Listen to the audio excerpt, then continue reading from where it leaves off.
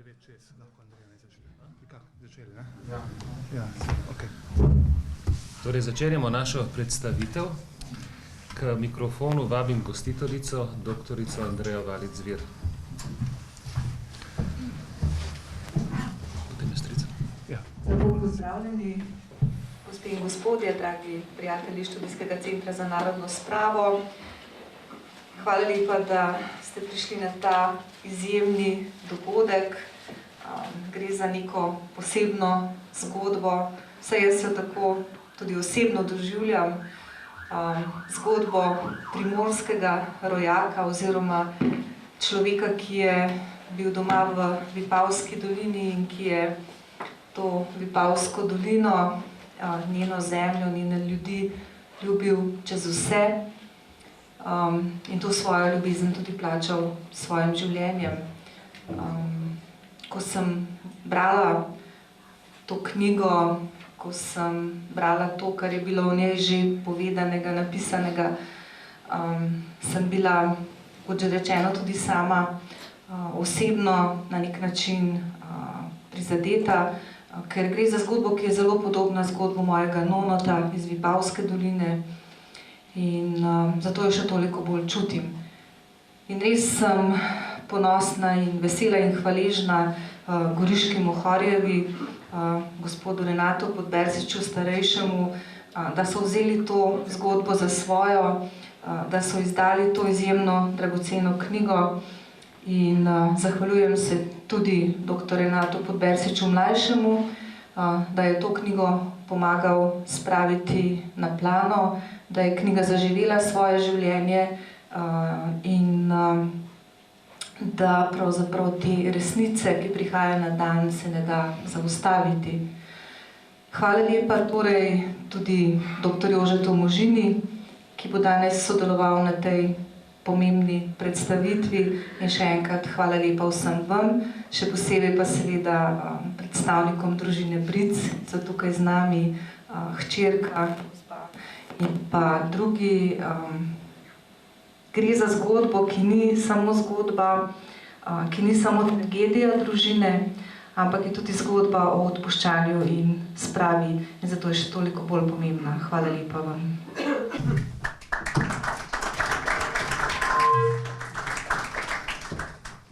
Hvala lepa doktorici Andreji Valič Zvir. Sedaj pa vabim še, da nas pozdravi predstavnik, predsednik Goriške Mohorjeve družbe, gospod Renato Podberzič.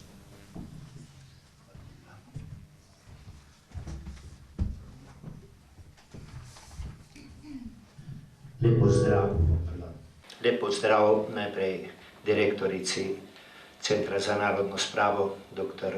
Andreji Valič, vsem navzočim. Ste slišali, da sem jaz imam isto ime, kakor moj mlajši nečak, to se pravi sva v sorodstvu. Renato Podberzič starejši pomeni, da ima nekaj let, nekaj več kilometrine za seboj. Prihajam iz vasi Vrtojba, ob meji, sem sicer pa 5 let v zamejstvu, prej sem bil večino svojega duhovniškega dela 50 let je, kar sem duhovnik v Kopru, na škofiji, pa razne druge službe. Potem pa sem zdaj v zamejstvu, imam 3 župnije, sem predsednik Goriške Mohorjeve družbe, predstavnik oziroma duhovni voditelj skavtov goriških in pa tudi sodelujem z Radiom Trst pri oddaji Vira in naš čas. To okvirno. Najprej, da vam predstavim nekoliko Goriško Mohorjevo družbo.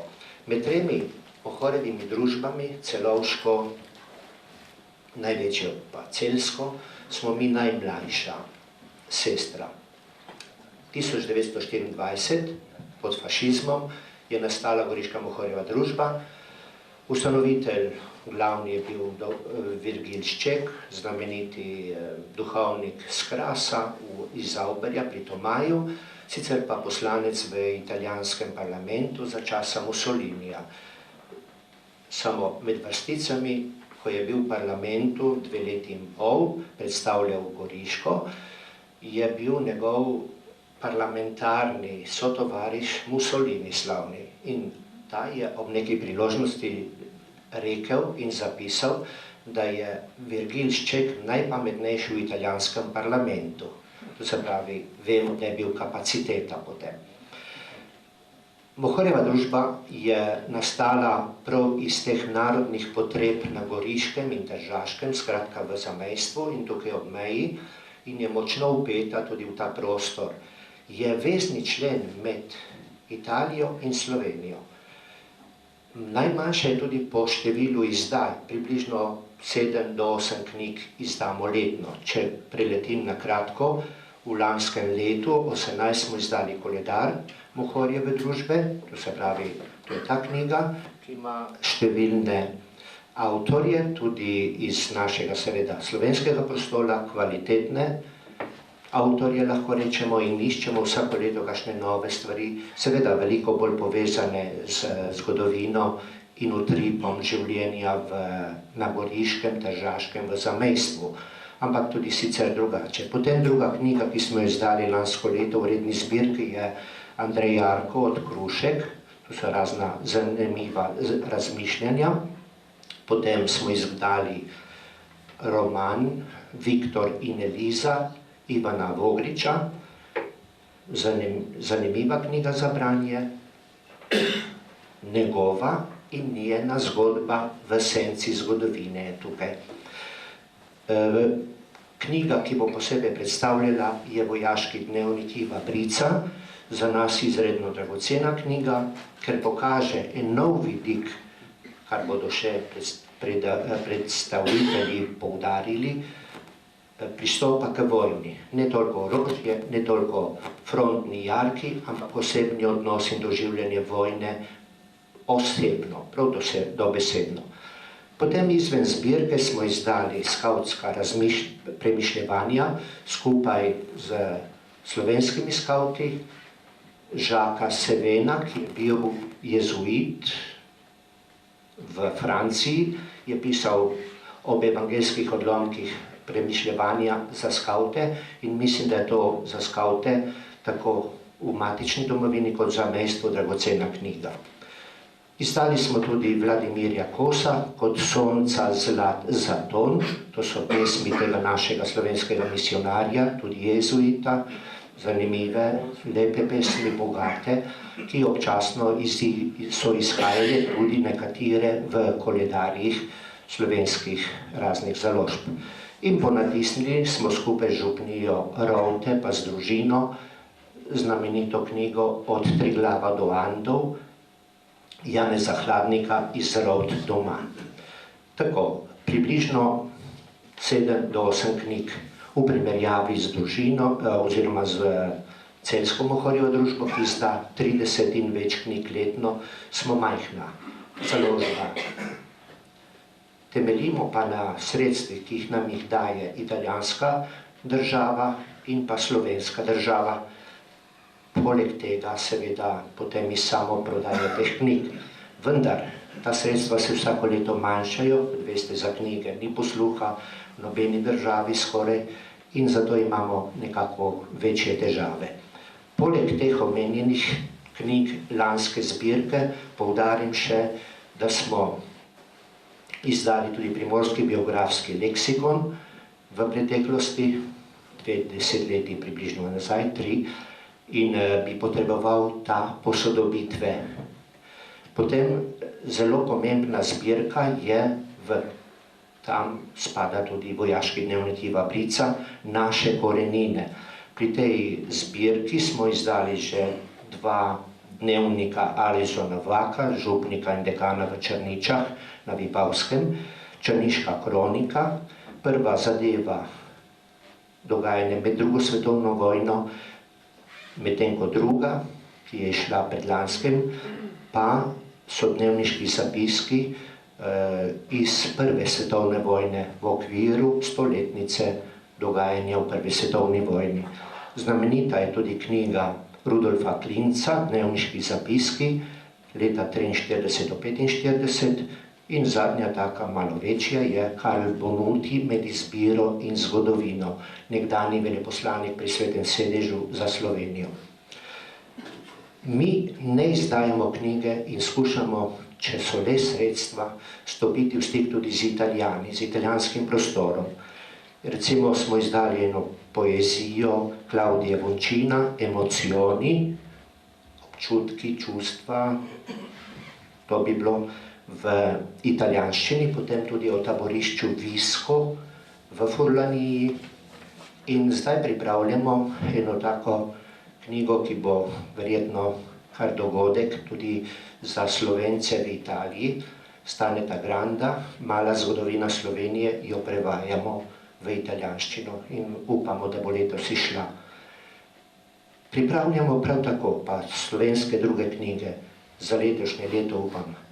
Zgodovinski spomeniki v spisih arheologa, da ne povem avtorja še, potem zimska tura na vrh Triglava in drugi spisi, enega znamenitega kanclerja, šefa pisarne na škofiji v Gorici, Franca Setničarja, in morda največji dogodek bo Virgil Šček, njegov dnevniški zapisi, nabrani iz njegovih paberkov, to je 15 zvezkov njegovih zapisov, iz katerih smo potegnili in počasi pripravljamo za založbo, za izdajo tudi te dnevniške zapiske. No, en velik skupen projekt celovške, celjske in naše Mohorjeve družbe bo Soška fronta raznih avtorjev ob spominu na stoletnico zaključka Prve svetovne vojne. Tako, če povzamem te besede in potem predam besedo tistim avtorjem, ki bodo ta današnji dan tukaj nam spregovorili o knjigi Iva Brica, lahko bi povzel s Solženicinom.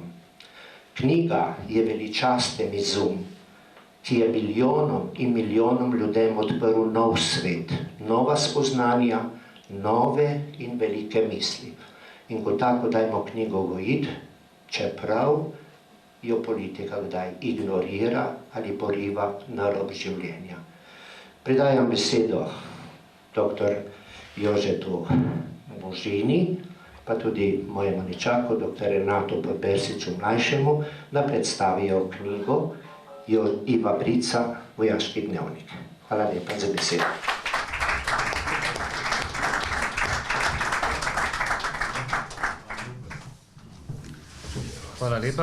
Hvala lepa, gospod Podbersič. Spoštovani rojaki, dragi prijatelji, obiskovalci in še posebej sorodniki Iva Brica, tukaj je z nami njegova hči Boženka, katerega spomine na vojaške dni danes predstavljamo. Ta knjiga je šla, kot rečeno, pri Goriški Mohorjevi družbi, ki je že desetletja branik slovenstva in resnice, s katero pljuska tako v zamejstvo, kot tudi seveda v celoten slovenski prostor. Ko predstavljamo tako delo, v nekem smislu vračamo delček dolga, ki ga ima naša generacija do zgodovine in vrlih mož iz svoje srede. Na Vipavskem in Primorskem sploh je eden takih Ivo Bric, krivično pokončan in desetletja prisilno zamolčan, čeprav se je boril in žrtvoval za tisto najbolj sveto, dom, vero in rod.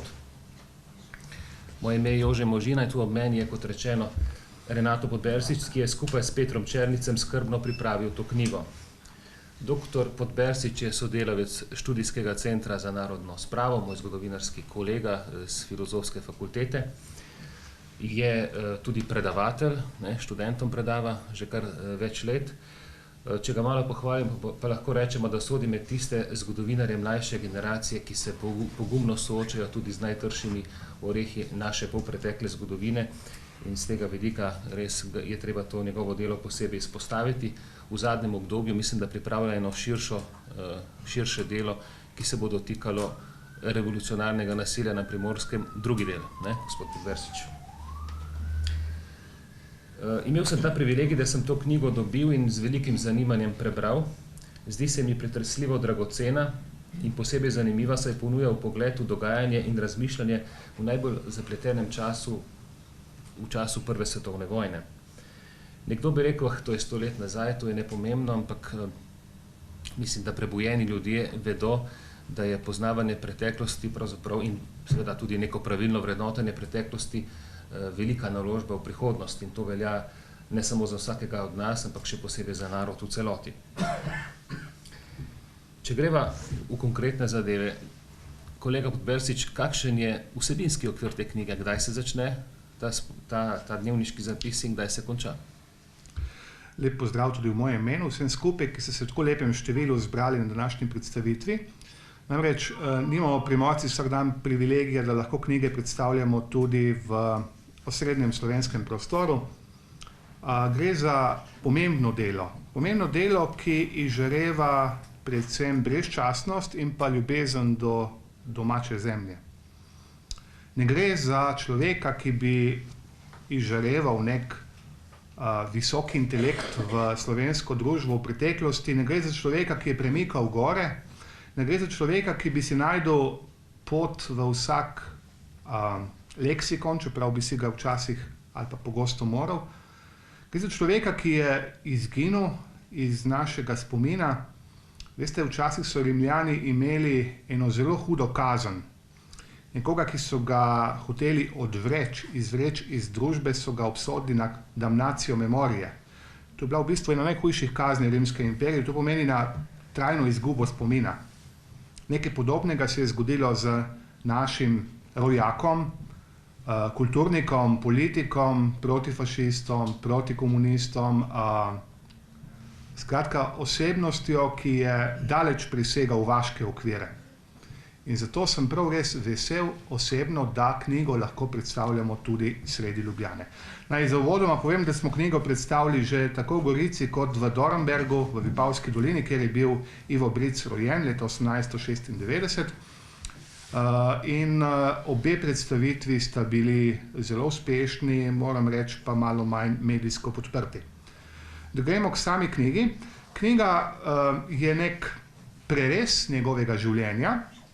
V prvem delu se naslanja na dnevniške zapise, ki jih je mlad vojak, Slovenc, pisal med Prvo svetovno vojno, med tem epohalnim dogodkom, ki je za naše prednike in smo se morda šele v zadnjih 20-25 letih začeli zavedati, kaj je ta dogodek prinesel in kakšen pretres je pomenil za naš narod in kako njegov konec, katerega smo praznovali, lahko rečem praznovali ravno pred dobrima 2-3 meseci, kakšne spremembe je prinesel.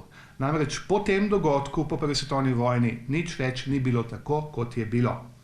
Če naredim kratek ekskurs, moram reči, da so bile kar slovenske založbe zelo pridne, tak zelo profan izraz uporabim, in so se zelo pripopale na to stoletnico oziroma različne stoletnice spominjanj na Prvo svetovno vojno tja od leta 2014 preko 15, 16, 17 in seveda posebej še leto 2018. Išlo je ogromno knjig, zapiskov, revij, časopisov, filmov posvečenih Prvi svetovni vojni. Naj omenim, pred dobrima 2 mesecema je šla ta knjiga, ki nič kaj boste rekli posebnega ni, je pa zanimiva, ker je lepo oblikovana in so spomini Miloša Vauchnika in prikazujejo oziroma pripovedujejo o teh turbulentnih časih. Zanimivi so, ker so pisani in fokus je prav na prelomnih časih leta 1918. Izdala je založba Jutro. Da se vrnemo spet na našo knjigo. Ta mladi vojak Ivo Bric je bil star 19 let oziroma nepolnih 19 let, ko so ga sredi aprila 1915 avstro-ogrske oblasti kot številne mladeniče iz Goriške, torej konkretno iz Vipavske doline, ki niso bili mobilizirani v prvem mobilizacijskem valu poleti 1914, ko je vojna začela, ampak so zaradi mladosti je bila njihova mobilizacija par mesecev odložena, je bil poklican, potem šel je v Radgono, v Kamnik, to vse podrobno opisuje in pa potem tudi služboval v seveda avstrijski vojski, vzpenjal se je korak za korakom, začel je kot navadni vojak in potem počasi plezal po podčastniških činih avstro-ogrske vojske. Izkazal se je svojo marljivostjo, pridnostjo, ubogljivostjo, intelektom. Šlo je za mladega fanta, ki za naše razmere današnje ni bil kaj posebej formalno izobražen. Končane je imel, recim piši, 3 letnike tedanje goriške gimnazije. goriške gimnazije, ki je vendarle v desetletjih tja pred prvo svetovno vojno bila neka vrste pečat, dajala pečat goriškim intelektualcem, pa tudi širše. Ni imel tega privilegija, da bi obiskoval slovensko gimnazijo. Zakaj posebej poudarjam to? Ker smo v Ljubljani in v Ljubljani seveda mislite, da je to center slovenstva. Ampak prva slovenska državna gimnazija je bila ustanovljena v Gorici leta 1913. Ne v Ljubljani. V Ljubljani so bili Škofovi zavodi, ampak to je bila privatna gimnazija. Državna, prva v Gorici.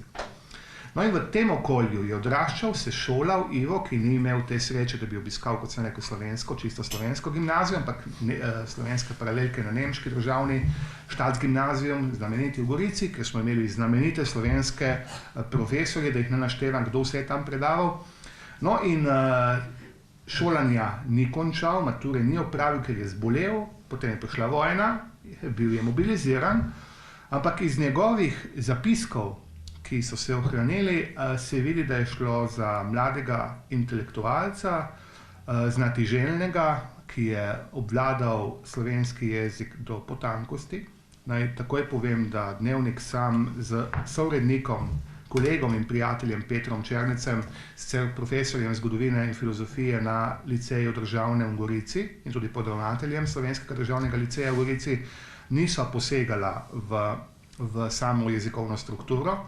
Ni bilo potrebe. Njegov slovenski jezik je na takšnem nivoju pred stoletjem in več, da bi se ga marsikateri današnji maturant ne sramoval.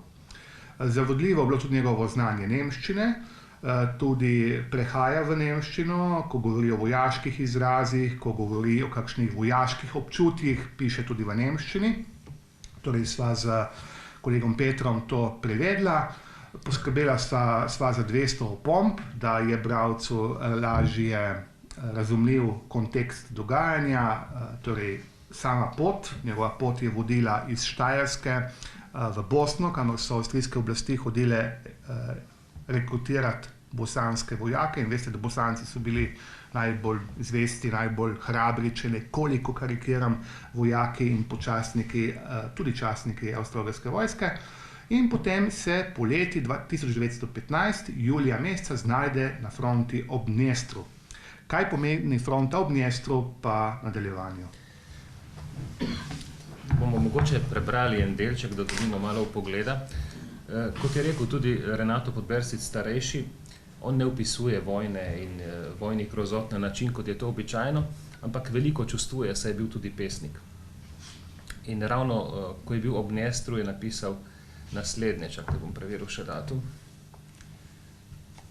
Daljši zapis. Ta daljši zapis, to je, se pravi, 18. juli 1916. Pravi takole. Kako dolge so noči v bojni črti, to je strašno. Človek je truden in ves ubit od dneva. Čuvat se mora. Vsaka sekunda bi lahko prinesla iznenadenje. Vsaka sekunda lahko prinese smrt ali strašno trpljenje. V švarm liniji strelski črti smo, v ozadju se vidi globoko v strugah na široko se raztezajoči Dnester. Levo od nas gost, hrastovje in jevhovina. Pred nami in levo od nas je zemlja, valovito položena, na desno pa se viša, a v ozadju se polagoma niža. Tu je gost levo od naše pozicije, gost smrti, gost strašnega klanja, skrivališče krvoločnih kozakov. Pretresljivo je pravzaprav, kako Ivo Bric opisuje ta kozaški napad, ki ga je videl, seveda kot mlad 19 let star fant, ker seveda ne skriva strahu pred tem, kar se je zgodilo. Res je. V zadnjih letih, kot smo uvodoma sva že omenila, je išlo veliko teh spominskih zapisov, pravzaprav na renesanso, zdaj ob teh stoletnicah, da so slovenske založbe, ni izraz prehud, rečem, kar tekmovale, katera bo izdala več daljših ali krajših zapisov. Ta ima dodano vrednost. Kot je bilo že povedano uvodoma, prav zaradi tega osebnega opisa občuti sebe, svojih sovojakov, razmišljanj. Fantje možje so bili lačni v strelskih jarkih, ampak niso marali, oziroma Ivo Bric ni maral za kavo, ni maral za pijačo, vzel je zvezek in pisal, pisal in pisal. Očitno je bilo pisanje neka njegova izpovedna moč. Ta dnevnik, ki smo imeli srečo, da sva ga s Petrom dobila, se je izgubil. Po vojni ga ni bilo, oziroma v zadnjih letih ga ni bilo najditi. Je pisan z lepo pisavo slovenskega vojaka, mladega slovenskega vojaka, potem je izginil in pojavil se je v prepisu konec predlanskega leta, ko mi ga je zaupal njegov vnuk Tomaž Bric. Tomaž Bric je bil malo starejši od mene, poznala sva se iz mladosti, iz duhovnih vaj. In čeprav se nisva videla in čeprav je bil Tomaž Bric zelo, zelo bolan in danes ga ni več med nami, mislim, da je včeraj bilo 1 leto, kar je umrl, Tomaž Bric, vnuk Iva Brica, mi je po elektronski pošti en dober mesec pred smrtjo poslal ta dnevnik v prepisu. Dnevnik je prepisal v začetku 90-ih let v izvirniku, torej besedila se je držal in tudi sama z sourednikom Petrom Černicem nisva posegala to besedilo. In potem je Tomaž Bric izklopil elektronsko pošto in čez dober mesec je umrl. Tako da njemu bi se zahvalil, da je ta dnevnik prišel med nas, da ga danes lahko beremo, da sem ga imel to privilegij eden prvih prebrati poleg sorodnikov. Sorodnikom bi se rad tukaj zahvalil, posebej njegovi najmlajši hčerki, eni od 7 otrok, ki je danes tukaj z nami, ki očeta praktično ni poznala, ki mi je zaupala na besedo in bila zaslužna, da danes ta, bom rekel, prvovrstni spomenik slovenskemu pogumu, slovenski vztrajnosti, slovenski vdanosti monarhiji, če hočete, zakaj pa tega ne bi poudarili, in tudi slovenski ljubezni do rodne grude in rodne družine prihaja med nas. Sama knjiga seveda je sestavljena iz več delov. Te dnevniške zapiske je Ivo pisal v 3 sklopih. Prva 2 se nanašata na Prvo svetovno vojno. Izpostavil bi tretjega. Tretji je zapis, ko se Ivo vrne iz avstrijske vojske, prve dni novembra 1918, ko država razpade, ko nastane nova država SHS, potem kraljevina SHS, ko Primorska je v tistem vmesnem času, ko ne vejo, kam bojo prišli. In potem Ivo v tistem času umakne, torej november je opisan samo prva polovica in dnevnik se začne spet sredi decembra 1918. In tukaj je dodana vrednost te knjige. Namreč zelo malo smo vedeli o primorskem oziroma preganjanju Italijanov, italijanske takrat še okupacijske vojske na Primorskem 1918 in tukaj je tretji zvezek, tretji del tega dnevnika, ki opisuje Ivovo bivanje v italijanskem vojaškem zaporu v Ajdovščini. Fant je nekaj govoril čez italijansko kraljevino, vzklikal je živela Jugoslavija. Si lahko predstavljamo, da živela Jugoslavija na Primorskem v tistem času je bilo zelo pogosto geslo, ki ga najdemo v številnih spominskih dnevnikih in zapisih protagonistov tistega časa iz naših koncev slovenske dežele. In Ivo se znajde v ajdovskem zaporu in njegov pronicljiv zapis je res prvovrsten vir mladega človeka, ki se nedolžen znajde za 3 mesece v vojaškem zaporu, ampak dodatna oteževalna okoliščina je še to, da mu v tistem času umira in umre mati. Torej, mati umira in umre in njega ne spustijo, čeprav je v preiskovalnem zaporu, ne spustijo niti na pogreb. In ta svoja občutja zapiše v dnevniku in na drugi strani objavi tudi pesem preminuli materi, ki se je ohranila v izvirniku, je tudi objavljena v knjigi in jo čuva hčerka, že prej omenjena v originalu, Boženka. Jaz bi mogoče pozval gospod Boženko, da bi malo kasneje, če ste pripravljeni, mogoče prebrati kakšen del te pesmi? Ne morem. Niste pri dobrem glasu danes? Težko. Razumem.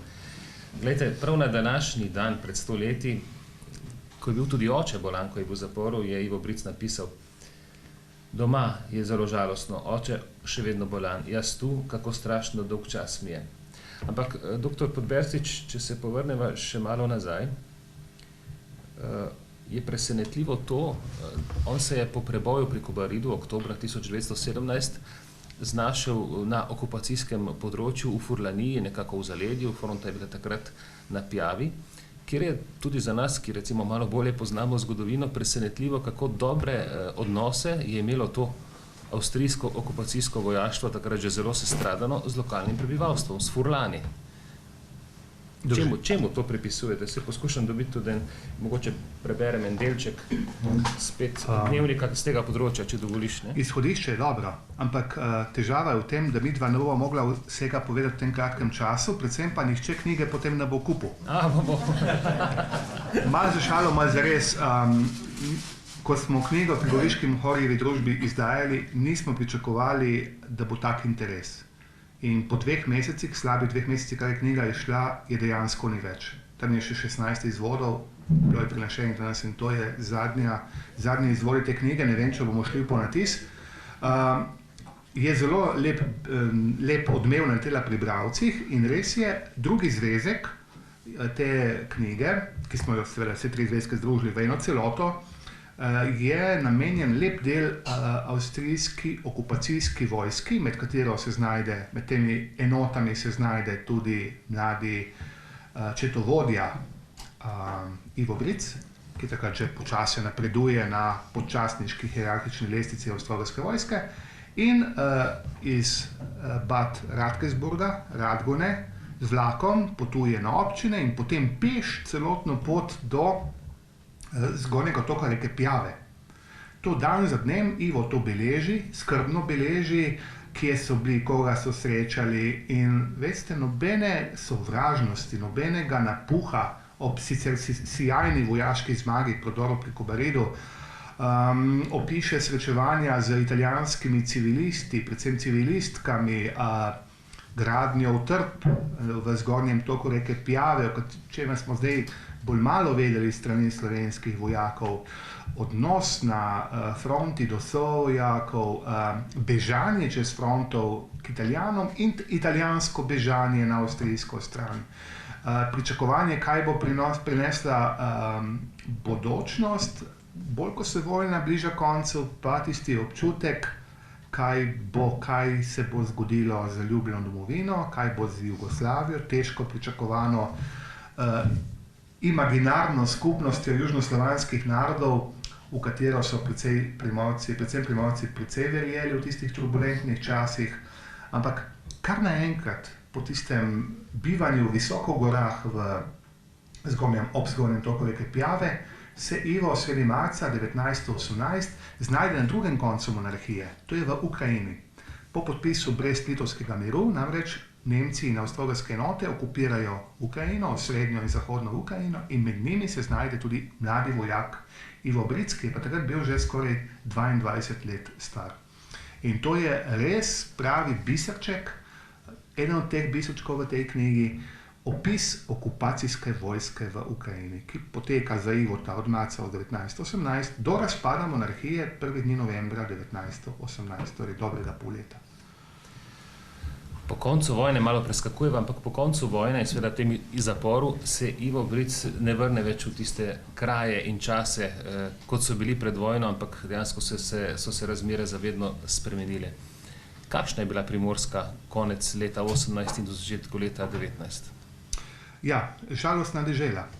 Bila je okupirano območje, tisti sen velike večine prebivalstva je izginil, je prešel z tako imenovano južnoslovansko državo, kakršnakoli bi že bila. Za Primorci v tistem času bi sprejeli po moje karkoli bi bilo, samo da ni bila italijanska okupacija. Kakorkoli, Ivo je po trpki izkušnji italijanskega zapora, izpuščen je bil februarja 1919, se oproščam. Vrnil se je domov, videl je, da tam tukaj ni za mladega fanta, ki je prišel iz vojske, čeprav je bil počasnik, ampak bil je počasnik premagane, razpadle vojske, razpadne države, in se umaknil v kraljevino SHS, najprej k okupacijskim oblastem na Koroško, okolico Celovca, kjer je delal pri finančni straži jugoslovanske okupacijske vojske. Ko se leta 1920 Jugoslovani umaknejo z Koroške, je pa bil na nekaj časa v Tržiču in okolici kot finančni stražnik. In potem na Lepem se leta 1921 odloči, da ima dovolj monarhije Karađorđevićev in se vrne spet v domače kraje. In kot je bilo uvodno sugerirano, Ivo dejansko prevzame kar močan kos kolače pri delu za narodov blagor. Namreč najdemo ga pri vsem, kar je bilo pomembnega na Goriškem v tistem času. Najdemo ga na kmetijskem področju, postal je kmet, podedoval je kmetijo, kot v familiji je bilo 5 otrok, 4 sestre in on. Hočeš nočeš, čeprav mu kmetijstvo ni ležalo in čeprav po duši ni bil kmet. Se je vendarle izkazal kot dober vinogradnik, predvsem pa kletar. Ampak on je bil organizator, on je bil kulturni delavec, on je pisal, on je imel bogato knjižnico. Kaj pomeni bogata knjižnica v obdobju italijanskega raznorodovalnega pritiska, ki zlasti po ukinitvi slovenskih društev na Goriškem v leti 27-28 dejansko pomeni en močen zadih z obema pljučama za to lokalno prebivalstvo na Goriškem podeželju. Ta knjižnica je imela več kot 500 knjig, nekaj enormnega za tiste čase na Primorskem. Veliko je bral, veliko je pisal, poznal je literaturo, ki je izhajala tudi o Sovjetski zvezi, v tedajni Sovjetski Rusiji v Ljubljani. Potem organiziral, urejal, pisal, predvsem režiral, hkrati dramaturg, igralec v lokalni gledališki skupini. Skratka, povsod je bil zraven. In seveda, ko je bil povsod zraven, kar se tiče narodno-kulturnega dela, ne smemo pozabiti tudi njegovo udejstvovanje pri zadrugi v Dornbergu, ki je bila v tistem času ena najbolj uspešnih slovenskih zadrug na Goriškem. Uspešno zadružno delo, uspešno narodno-obrambno delo na gospodarskem področju, pa seveda zelo zmotilo italijanske, po letu 1922 fašistične oblasti, ki so seveda v močnih gospodarskih temeljih videle nevarnost za slovensko prebujanje na tedajni Julijski krajini, mi bi rekli na Primorskem. In seveda že takoj postane predmet italijanske vojaške obdelave. Njegova poročila so ohranjena v Rimu, oziroma njihova poročila o njem. Z tega mesta bi se rad zahvalil kolegu dr. Borisu Mlakarju, ki nam je s Petrom velikodušno odstopil zelo debel, tako zelo debel fascikel policijski, deloma je tudi objavljen v tej knjigi, ki govori o Ivu Bricu kot o sovražniku italijanske države, zlasti pa fašizma. In tega Ivo ni skrival. Do te mere je prišlo, seveda končna sankcija je bila konfinacija, ne? Leta 1936 se znajde v konfinaciji. Ja, končna sankcija je bila konfinacija, to je bilo zelo pogosto v tistih časih, kazen, ki je doletela intelektualce na Primorskem, Ivota lahko prištejemo mednje. Morate upoštevati, da Primorska v tistem času je izgubila veliko izobraženih ljudi. Izselijo se bodisi v Kraljevino Jugoslavijo, po celi Kraljevini Jugoslavijo, Dravsko banovino predvsem, veliko jih gre v tujino. Tudi kmečko prebivalstvo se zaradi izgube ekonomske samostojnosti seli zlasti v Argentino, deloma tudi v Urugvaj. In tukaj pomembno vlogo igra krščansko-socialno gibanje pod vodstvom primorskih duhovnikov, ki bazirajo na angažiranem delu odličnih laikov, krščanskih laikov, pokončnih krščanskih laikov, med katerimi lahko Ivota Brica uvrstimo med prvo desetnijo teh sodelavcev. In seveda to delo ni ostalo neopaženo italijanskim oblastem, ki so ga leta 1936 za 5 let konfinirale v južno Italijo, v deželo Basilicata, čisto na jug italijanskega Škornja, kljub temu, da je imel družino, otroke, da je imel doma kmetijo, da je moral družino preživeti, je moral pobrati šila in kopita in so ga odpeljali v konfinacijo.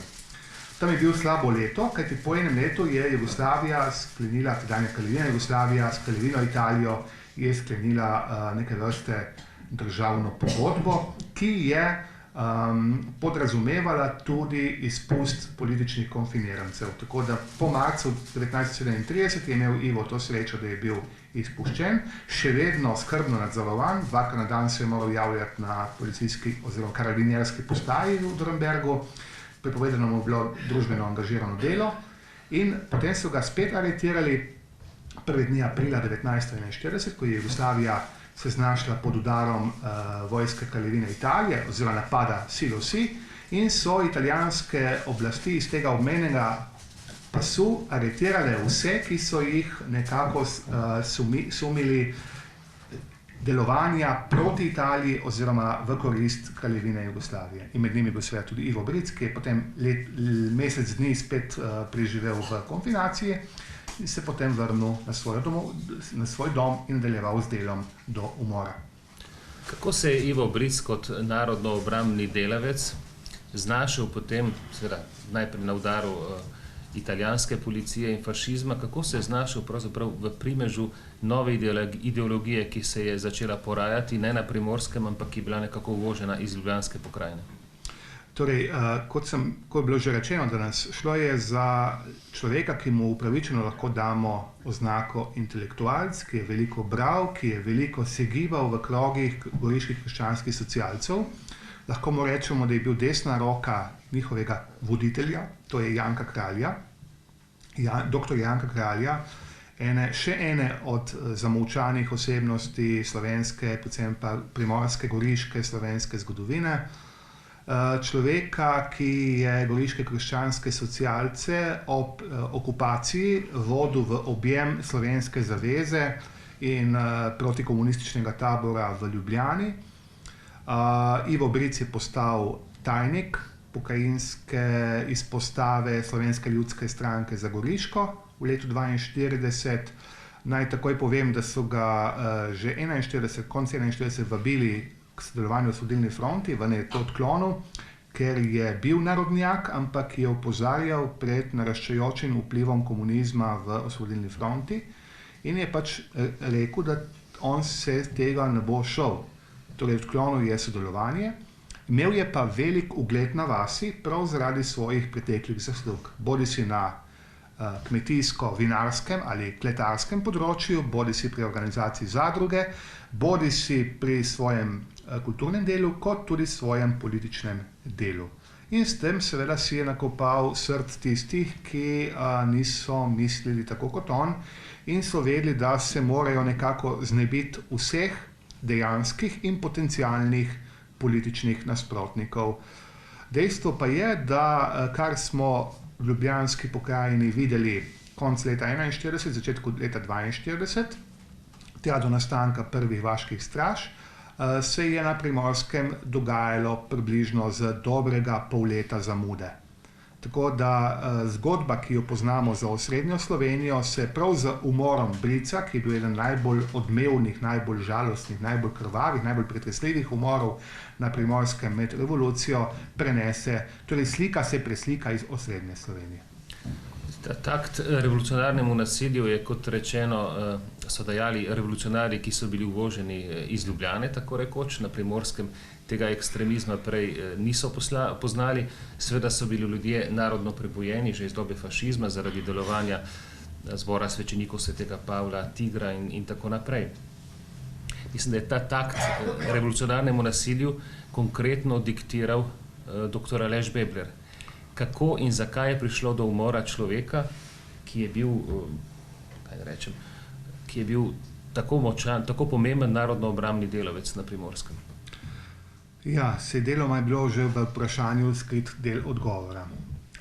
Knjiga je šla v lanskem letu tudi zaradi tega, ker lani je bilo 75 let, torej neke vrste dokaj okrogla obletnica njegovega umora. Njegov umor je bil tipično zločinsko dejanje, namreč vzeli so očeta 7 otrok brez kakršnekoli obsodbe, brez kakršnega koli izdajstva, brez kakršnega koli vzroka oziroma krivde, kaj šele dokazane. Ivo Bric je padel pod streli 2 mladoletnih fantov 2. junija zgodaj zjutraj 1943. Ni bil prva žrtev, bil je pa prva odmevna žrtev revolucije na Primorskem. O umoru samem veliko vemo, ker je bilo o njem veliko napisanega. Zelo bi želel, da bi bil tukaj med nami njegov sin, ki je bil takrat star 12 let. Skupaj z bratom sta očeta spremljala na košnjo nad domačim krajem. In skupaj z bratom sta bila priči tega, kako sta dva mlada fanta v imenu partizanskega gibanja prikorakala iz gozda in Iva Brica na mestu ustrelila. Upam si reči, da je dodana vrednost te knjige tudi pričevanje, ki ga je omenjeni 12-letni fant, poznejši duhovnik Bogdan Bric. Sred decembra je minilo 7 let, kar ga ni več med nami. Nazadnje je bil župnik v Ošeku, v Vipavski dolini. In zmogel je toliko moči, da je dal žalostno, ampak pretresljivo pričevanje o svojem očetu, zlasti o umoru svojega očeta. In to pričevanje boste našli tudi na koncu, oziroma tudi v tej knjigi. Ivo Bric seveda se je znašel na tnalu revolucionarnega nasilja kmalu po prihodu Aleša Beblerja. Aleš Bebler je možak, ki ima morda kakšno diplomatsko zaslugo po drugi svetovni vojni. Njegovo ime krasi številne trge, ulice in njegovi spomeniki se bohotijo po številnih primorskih krajih in mestih. Ampak bil je človek, ki je dajal pečat krvavi revoluciji na Primorskem. Njegov prihod na Primorsko v prvih dneh novembra 1942 pomeni začetek druge faze revolucije tudi na Primorskem. In tudi, ko Aleš Bebler dokaj pogosto poroča centrali v Ljubljano in njegova poročila so ohranjena, tudi v kakšni drugi knjigi smo jih že objavili, piše, da na Primorskem gre za neuko ljudstvo, ki nima pojma, kaj je komunistična partija, in da so razmere na Primorskem take, kot so bile v Ljubljanski pokrajini pomladi 1942. Aleš Bebler je bil tisti, ki je iz svojega bunkerja na kraju Vogersko pri Gorici dajal pečat komunistične revoluciji, bil je tisti, ki je odločal o življenju in smrti, bil je tisti, ki je to organiziral, bil je tisti, ki je to poročal, ki je dajal napotke, bil je tisti, ki je bil strah in trepet revolucionarjev na Primorskem. In Aleš Bebler, lahko javno zatrdim, tudi v knjigi je to zapisano, ker obstajajo dokumenti, je bil tisti, ki je Iva Brica obsodil na smrt. Seveda ni za to imel nobene pristojnosti. Dejstvo je, da njegov umor, torej umor Iva Brica, je direktno navodilo Aleša Beblerja, ki je prišel na Primorsko iz Ljubljane. Bil je sicer doma iz Idrije, predvojni salonski komunist judovskih korenin, ki je po vojni dosegel visoke partijske, državne in pa diplomatske časti. Torej, zanimivo, da se je ohranil tudi dopis, kjer pravi Aleš Bebler svojemu lokalnemu opolnomočencu, ali bi rekli lokalnemu izvajalcu, tudi skorajda narodnemu heroju Juliju Beltramu, doma iz Vogrskega.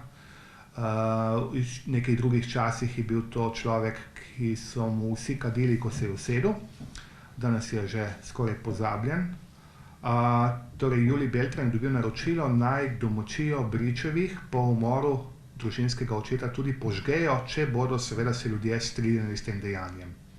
In ker se ljudje niso strinjali, ker umora večinoma niso odobravali, domačija Bričevih ni bila požgana, bil je samo umorjen družinski oče. Kaj se je z družino dogajalo po vojni? Prišla je celo do poskusov, da bi mama nekako pritrdila, da so ga ustrelili Italijani. Torej, danes vemo veliko iz pričevanj, vemo veliko iz dokumentov, hvala Bogu, nekateri dokumenti so ohranjeni. Dejstvo ostaja, da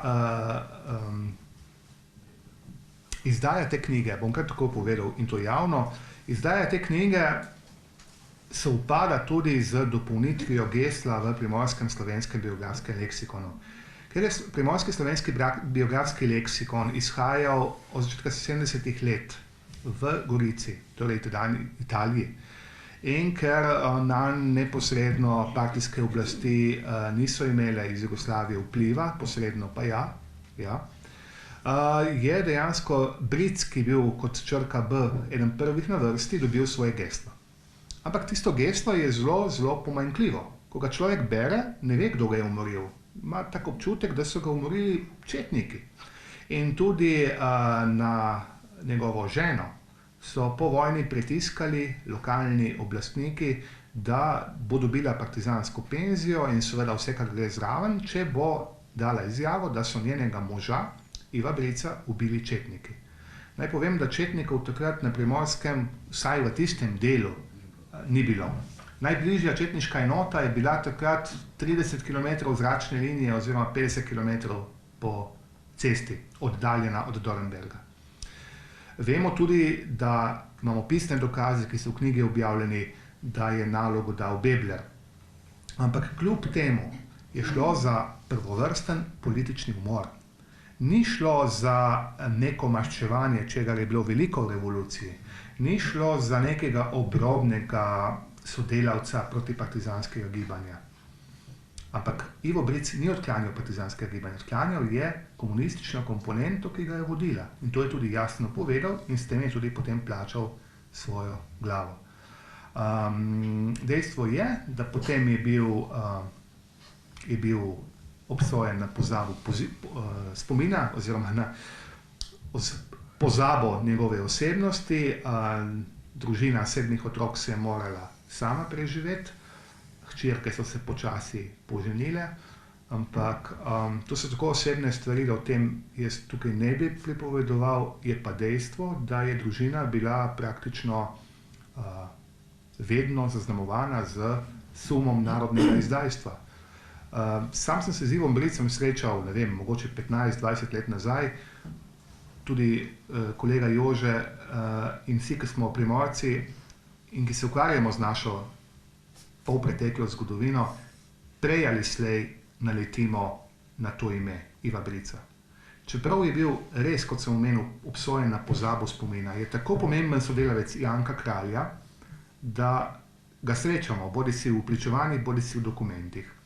In s to knjigo smo želeli tako souredniki kot Goriška Mohorjeva družba se pokloniti in zahvaliti človeku, ki je v težkih izbirah izbral resnico in tisto, za kar je mislil, da je prav.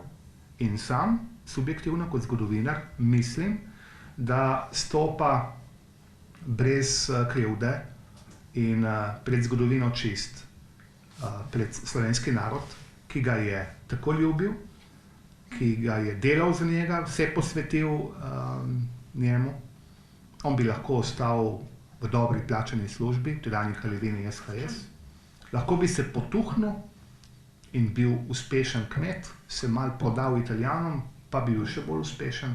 Ampak on je izbral težko pot narodne zvestobe, zvestobe krščanstvu in predvsem lastni družini. Žal je to plačal z glavo. In mislim, da to je en tak poudarek, oziroma to je taka poanta te knjige, ki veje in tudi iz najpisa, ki sva ga pripravila s Petrom Černicem. Namreč dnevnik je pač dnevnik, potem brez opomb, brez uvodnika, brez kontekstualizacije, brez pričevanja sina Bogdana Brica, umrlega duhovnika, bi ne bila knjiga taka, kot je.